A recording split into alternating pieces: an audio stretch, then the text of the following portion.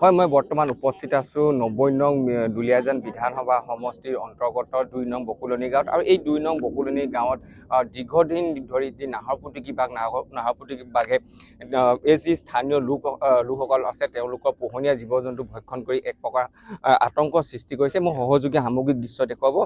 এই যি 2 নং বকুলনি গাঁও আছে, এই গাঁওখনৰ বৃহত্তৰ এটা অঞ্চলত দীৰ্ঘদিন ধৰি কিছু নাহৰপুতুকী এই বাঘে ইয়াত যি পোহনীয়া জীৱ জন্তু ছাগলী হওক, গৰু আৰু গাহৰি এনেকুৱা ধৰণৰ যি পোহনীয়া জীৱ জন্তু আছে তেওঁলোকে নাহৰপুতুকী বাঘে আচলতে ভক্ষণ কৰি এক প্ৰকাৰ আতংকৰ সৃষ্টি কৰিছে। তেওঁলোকে বন বিভাগক বাৰম্বাৰ খবৰ দিছে, যদিও বন বিভাগে এতিয়ালৈকে নাহৰপুতুকী বাঘটো পিঞ্জৰাবদ্ধ কৰিবলৈ তেওঁলোকে কোনো ধৰণৰ প্ৰচেষ্টা হাতত লোৱা নাই। মূলত স্থানীয় এগৰাকী ব্যক্তি আছে, আপুনি সেইদিনাখন বাঘটো প্ৰত্যক্ষ কৰিছিলে। হয় হয় হয়, মই বাঘটো ইয়াততো বহুত দিনৰ পৰাই আপোনাৰ বাঘৰ আতংক চলি আছে।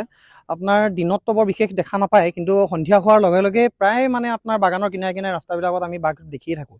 এটা মানে কি হ'ল, সন্ধিয়া সময়ত আপোনাৰ মানুহ ওলাবলৈ ভয় লগা এটা পৰিৱেশ সৃষ্টি হৈছে এতিয়া ইয়াত।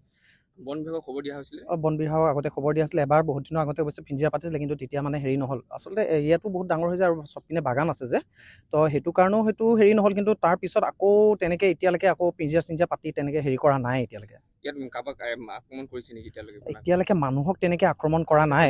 একদম বহুত দিনৰ আগতে ছোৱালী এগৰাকীক হেৰি কৰিছিলে, কিন্তু বেছিভাগ আপোনাৰ জীৱ জন্তুবিলাককে, কুকুৰ ধৰক, গৰু ছাগলী তেনেকুৱা ধৰণৰ সেইবিলাক বস্তুকে বেছিভাগ মানে হেৰি কৰি আছে।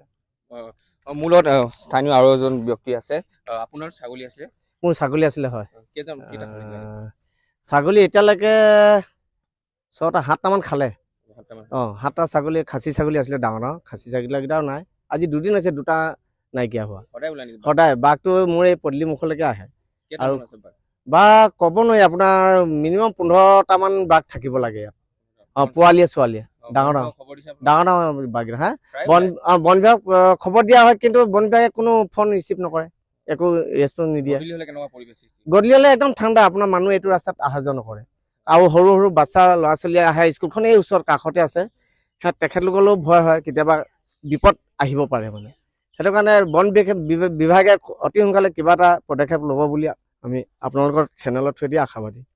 হয়, মই পুনৰ কৈছোঁ, আচলতে এই যি 2 নং বকুলনি গাঁও আছে, এই গাঁওখনত দীৰ্ঘদিন ধৰি যি নাহৰপুতুকী বাঘ কেইবাটাও আচলতে তেওঁলোকে স্থানীয় লোকে জানিব পৰা মতে এটা নহয়, প্ৰায় এটাতকৈ অধিক ইয়াত নাহৰপুতুকী বাঘে ইয়াত বিচৰণ কৰে বুলি ইতিমধ্যে জানিব পৰা গৈছে। আৰু এই যি সন্ধিয়া হোৱাৰ লগে লগে যি 2 নং যি বকুলনি গাঁও আছে, বকুলনি গাঁৱত এক নিমামা পৰিৱেশ সৃষ্টি হয়। আৰু এটা কথা ক'ব লাগিব, এই কিছুদিনৰ যি নিৰ্বাচনৰ আগতে অসমৰ মুখ্যমন্ত্ৰী ডক্টৰ হিমন্ত বিশ্ব শৰ্মাই যি উদ্যমিতা আঁচনি, এই যি 10,000 টকা তেওঁলোকে মহিলাসকলক প্ৰদান কৰিছিল, সেই মহিলাসকলে 10,000 টকাৰে ছাগলী ক্ৰয় কৰিছিল। আৰু কিন্তু সেই ছাগলী বাঘে ইতিমধ্যে ভক্ষণ কৰাত এতিয়া বিপদত পৰিব লগা হৈছে মহিলাসকল।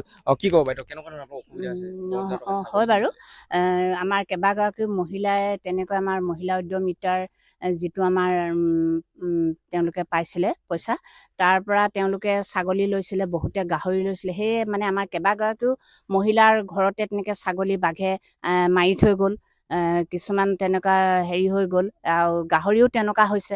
গতিকে এতিয়া মানে এনেকুৱা হৈছে, আমাৰ মহিলাসকলে মানে সেইবিলাক বস্তু আৰু পুহিবলৈ বা হেৰি কৰিবলৈ তেওঁলোকে এতিয়া নিবিচৰাই হ'ল আৰু। মানে এনেকুৱাই হৈ থাকিলে আমাৰ মানুহ জীয়াই থাকিবলৈকে এইডোখৰ ঠাইত মানে আমাৰ চিন্তা কৰিব লগা হৈছে।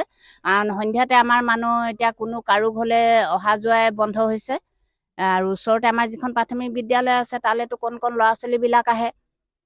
সেয়াই আৰু তেওঁলোকে বিশেষকৈ আমাৰ এতিয়া আমাৰ এইডোখৰ আমি ৰাইজ সকলো আমাৰ বাগানে আছে। এতিয়া মানে আমাৰ বাগানত এতিয়া আমাৰ পাত তুলিবলৈ বা কাম কৰিবলৈ আমাৰ কৰ্মচাৰী পাবলৈকে অসুবিধা হৈছে, কাৰণ বাঘৰ ভয়তে তেওঁলোকে কাম বন কৰিবলৈ আহিবলৈ ভয় কৰে।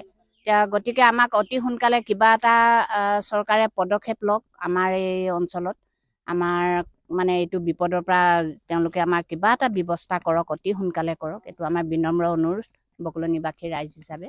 হয়, এটা কথা ক'ব লাগিব, স্থানীয় ৰাইজে আচলতে যি স্থানীয় যি বন বিভাগ আছে, চৰাইপুং বন সংমণ্ডলত তেওঁলোকে বাৰম্বাৰ আবেদন নিবেদন কৰিছিলে যে ইয়াত পিঞ্জৰা এটা পাতিব লাগে। আৰু তেওঁলোকে আবেদন কৰাৰ পিছতো আজিলৈকে বন বিভাগে কোনো ধৰণৰ সুফল দিব নোৱাৰিলে গাঁওবাসীক, যাৰ বাবে এতিয়া বিপাঙত পৰিব লগা হৈছে যে 2 নং যি বকুলনি গাঁৱৰ ৰাইজ।